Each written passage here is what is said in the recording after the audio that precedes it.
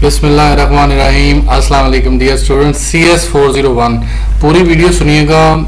Software कैसे install करना है, रन कैसे करना है, आउटपुट कैसे आएगी, स्क्रीनशॉट कैसे लेना है, कोड कैसे कॉपी करना है, कोड लिखना कैसे है, सेव कैसे करना है, सब कुछ करने के बाद अगर आपको लगे कि मैंने सही एफर्ट किया तो प्लीज़ चैनल को सब्सक्राइब किए बगैर ना जाइएगा। ये इंतहाई इंपॉर्टेंट असाइनमेंट होती है। ये सब्जेक्ट बहुत ख़तरनाक है। इसमें सप्लियाँ 5-5 साल आती हैं और BS CS ये रह जाता है। तो इस सब्जेक्ट को सही तरह पास करना है, मेहनत करनी है, इस असाइनमेंट के पीछे पड़ जाएं। अगर आपने पेड असाइनमेंट बनवानी हुई, जब आपसे ना बनी, तो फिर मुझे फेसबुक पे कांटेक्ट कर लीजिएगा और फिर आबिद फरूक भुट्टा लिखेंगे, मिल जाएगा। तो बड़ा सिंपल सा है। और इस कोड को करने के लिए, रन करने के लिए, अगर आप लोगों ने सॉफ्टवेयर डाउनलोड करना है तो मैंने filebin.net, ये मैं डिस्क्रिप्शन में लिंक दे दूंगा। यहाँ पे आप जाएंगे, डाउनलोड फाइल पे क्लिक करेंगे, जिप करके इसको डाउनलोड कर लेंगे। कोई इस पे पैसे नहीं है, कुछ नहीं है, मैंने भी अपलोड किया। तो इसको डाउनलोड करने के बाद आपने 2 सॉफ्टवेयर आपके इंस्टॉल होंगे। एक आपने डॉस बॉक्स करना है। डॉस बॉक्स ये इस तरह का आ जाएगा आपके सामने, अभी मैं दिखा देता हूँ। डॉस बॉक्स के ऊपर कुछ कमांड रन करनी है और उसका पाथ सही लिखना है। डॉस बॉक्स के साथ एक और सॉफ्टवेयर भी है, नेसम, NASM। नेसम आप अपने डाउनलोड के ऑप्शन में LMS में जाएंगे, पहली फाइल पड़ी है नेसम, इसको डाउनलोड करना हो, यानी मैंने जो बताया वहाँ दोनों चीज़ें पड़ी हैं। नेसम डाउनलोड करना है, यहाँ से कर लीजिएगा। और इसी तरह ही नीचे एक जगह पे AFD डीबगर पड़ा होगा, उसको आपने करना होगा तो वो भी कर लीजिएगा। इस जगह पे सारी वीडियोस भी पड़ी हैं कैसे रन करना है। तो बजाय इसका कि आप कमेंट पे कमेंट करें नीचे कि जी ये नहीं हो रहा, तो ये DOS box for assembly language, ये डॉस बॉक्स और नेसम ये करके आपने C ड्राइव पे रख लें, D पे रख लें, जहाँ पे भी रखना है। फिर इसका पाथ सही पता हो। जब डॉस बॉक्स इंस्टॉल हो जाएगा फिर आपने उसका पाथ लिखना है। जैसे कि मैंने लिखना है, माउंट करवाना है, माउंट NC:।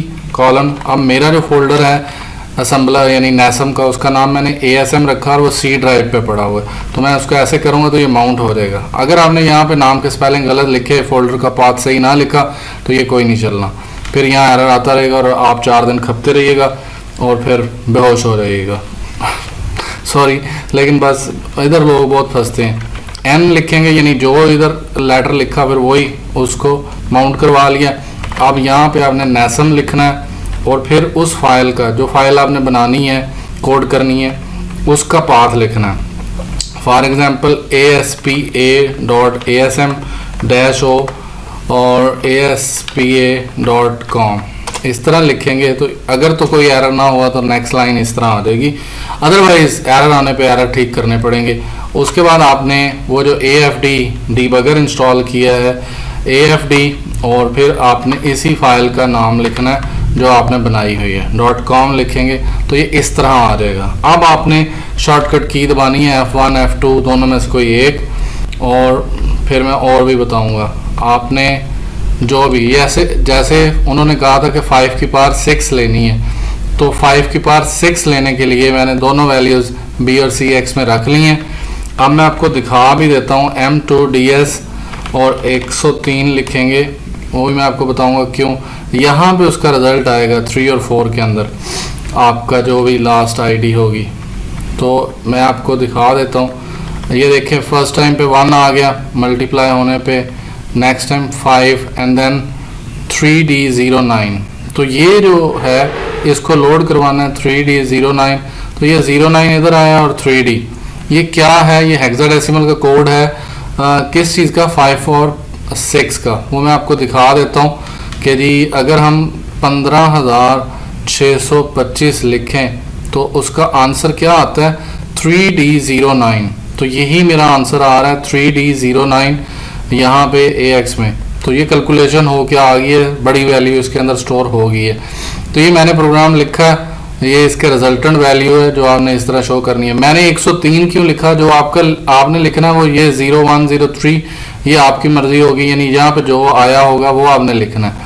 आपने यहीं पे स्क्रीनशॉट ले लेना है, या फिर ये जो AX4C है यहाँ पे जब पहुँचेंगे तो आप ले सकते हैं स्क्रीनशॉट, यानी यहाँ पे पहुँच के आप स्क्रीनशॉट ले लें जब आप इस लाइन पे होंगे और आपने इस तरह कर लिया होगा 093D और यहाँ पे, तो यहाँ तक आपको सही पता होना चाहिए। मैं आपको वैल्यू चेंज करके भी इसके रिजल्ट्स दिखा दूंगा कि 2 की पावर 3 लेंगे तो फिर क्या होगा।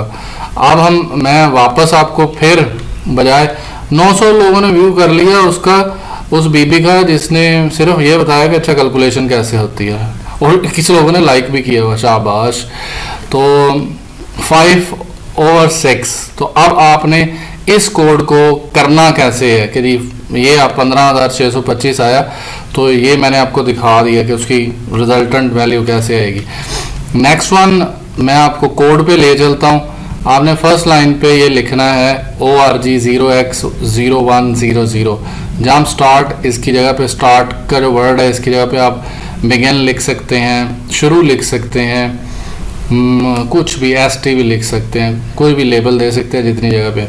यहाँ मैंने रिजल्टेंट वेरिएबल के लिए R रखा और उसकी डाटा टाइप DD रखी जो कि लार्ज वैल्यू स्टोर कर सकती है 64 बिट की, that's why I use DD और उसको 0 से इनिशियलाइज कर लिया। फिर मैंने जो आपकी ID होगी, फॉर एग्जांपल आपकी ID जो है वो 23 है लास्ट पे, तो 2 की पावर 3 होगा, 2 की पावर 3, तो 2 की पावर 3 का आंसर 8 आता है। तो ये मैं इसके अंदर आपको चेंजेस करके दिखा दूंगा। तो इस तरह आपने यहाँ पे 5 मैंने क्यों लिखा था, 5 की पावर 6, ये आपकी जो भी होगी आपने यहाँ पे वो लिख लेनी है। EBX और ECX ये 64 बिट होते हैं, इसलिए क्योंकि उन्होंने कहा था लार्ज वैल्यू स्टोर करनी है। ये मैंने कंपेयर किया है, अगर इसकी वैल्यू 0 हो तो उसको पहले ही 1 दे दे, जंप Z पावर 1, तो वहाँ पे चला जाए। इस लेबल का भी आप नाम बदल सकते हैं, P_O रख सकते हैं। उसके बाद कंपेयर EBX, अगर EBX की वैल्यू 0 है यानी ऊपर वाली, तो उसको डायरेक्टली 0 दे दो।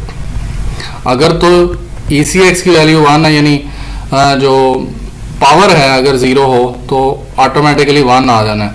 और अगर EBX की वैल्यू 0 है यानी जिसकी पावर लेने लगे हैं 2 की पावर 3 लेनी है, तो 2 की जगह पे 0 हो तो आंसर 0 आना है। इसलिए मैंने जंप Z पावर 0 किया कि वहाँ पे चला जाए जहाँ पे वैल्यू 0 है बजाय कैलकुलेशन के।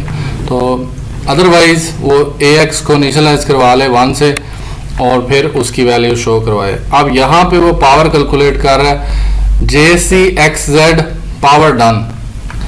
इसने चेक करना होता है कि जितने भी CX की वैल्यू है, CX की वैल्यू अगर 0 हो गई है तो ये पावर ख़त्म कर दे, पावर कैलकुलेशन ख़त्म कर दे। ये एक ऐसा जंप है जिसमें जंप CXZ, तो इसने चेक करना है कि अगर CX की वैल्यू Z होगी तो यानी वो कैलकुलेशन करता रहेगा और CX की वैल्यू 3 है फर्स्ट टाइम, फिर 3, फिर 2, फिर 1, फिर वो 0 हो जाएगी। तो जब 0 हो जाएगी वो पावर ख़त्म कर देगा। तो ये एक रजिस्टर ही मेन ट्रिक है इसका, इसको यूज़ करें आप। बाकी इसके दरमियान आपने MUL EBX कर देना है, मल्टीप्लाई करवा दो BX के अंदर जो भी वैल्यू है उसको बार बार तब तक करवाते रहो जब तक CX की वैल्यू 0 नहीं हो जाती।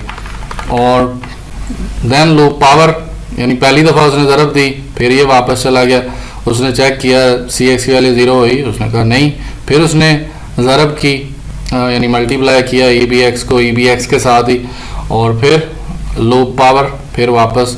तो इस तरह करके ये लूप चलता रहेगा और वो ज़रब देता रहेगा, हमें इसकी टेंशन नहीं है। उसने खुद ही कैलकुलेशन कर लेनी है कि जंप CXZ तक चलता रहे, जैसे ही 0 हो जाएगा CX माइनस में यानी चलता जाएगा, तो वो डन होने पे पावर डन पर लेवल पे मूव कर जाएगा। आप P_D रख लें, PO_DO रख लें, इसका जो भी रखना है ना, मतलब नाम बदल लीजिएगा, सेम ना रखिएगा। लोअर पावर हो गया, पावर 0 पे मैंने उसे EX को रजिस्टर करवा दिया R के अंदर, यानी जो मेमोरी उसने कहा था कि मेमोरी में वैल्यू स्टोर करवानी है। 1 हुआ तो EX की वैल्यू R में स्टोर करवा दी। और अगर पावर डन होती है यानी वो 15,625 आंसर आ जाता है तो वो ला के R में रख दो, और फिर मूव AX 40, ये एंडिंग कंडीशन होती है, यहाँ पे उसने ख़त्म होना होता है। और int 21H, आपने कोई कामा कोई चीज़ भी मिस की तो आपका कोड में मसला बन सकता है। आपने इसको सही तरह जहाँ जहाँ जो जो लेबल है उसको उसके लिहाज से रखना है, अदरवाइज आपके लिए इशू बनेंगे। कोड को लाजमी चेंज करिएगा। इसमें कमेंट लिखने का तरीका बड़ा सिंपल सा है, सेमीकोलन लगाएं, R is a variable, R is a resultant variable, मतलब इस तरह कर सकते हैं। तो ये आप इस तरह आप लिख सकते हैं। तो ये मैंने कोड यहाँ पे लिखा है, सेम कोड यहाँ पे मैंने नोटपैड में लिखा हुआ है। इसको मैं सेव करते हुए .asm से सेव करना है और इसको NASM के फोल्डर में जाके सेव करना है, यानी जो मैंने पाथ बताया है रन करने के लिए। अब मैं इसकी वैल्यू चेंज कर देता हूँ, यहाँ पे मैं 2 रख देता हूँ और इसकी पावर 3 रखता हूँ। तो ये देखें ये लूप चलेगा। इसको मैं दोबारा आपके सामने रन करता हूँ, एक 2 दफ़ा वैल्यूज़ दे के। इसको मैंने क्विट किया, फिर मैंने कंपाइल किया और फिर मैंने रन किया। तो अब 2 की पावर 3 आनी चाहिए। तो यहाँ पे इसके अंदर आंसर आना चाहिए 8।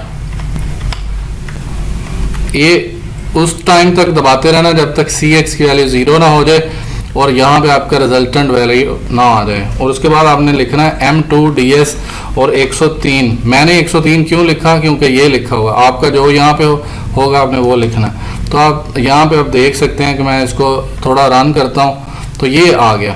उसने कहा था ये वैल्यू आनी चाहिए। अब आप स्क्रीनशॉट ले सकते हैं क्योंकि आपके लास्ट 2 डिजिट इस तरह हैं। फॉर एग्जांपल आपके यहाँ पे 0 आता है और यहाँ पे 2 ही है, 2 की पावर 0, 2 की पावर 0 का रिजल्ट क्या होना चाहिए, 1 होना चाहिए। चेक करते हैं कि आता है कि नहीं आता। मैं रिकम्पाइल करता हूँ इसे और फिर रन करता हूँ, चेक करते हैं कि इसका आंसर क्या आता है। वो AX में 1 आ गया है। मैं एक दफ़ा ना चेक कर लूँ कि AMDS 103 और इसको रन करते हैं और थोड़ा आगे चलते हैं। तो ये अब जो है ना वो 1 आ गया।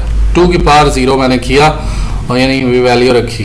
तो 2 की पावर 0 रखने पे जो है वो आपके सामने ये चीज़ आ गई है 2 की पावर 0 रखने पे। और मैं यहाँ लास्ट पे पहुँच गया हूँ 4C001 पे। X में 2 है तो 3 की वैल्यू 01 रख देंगे।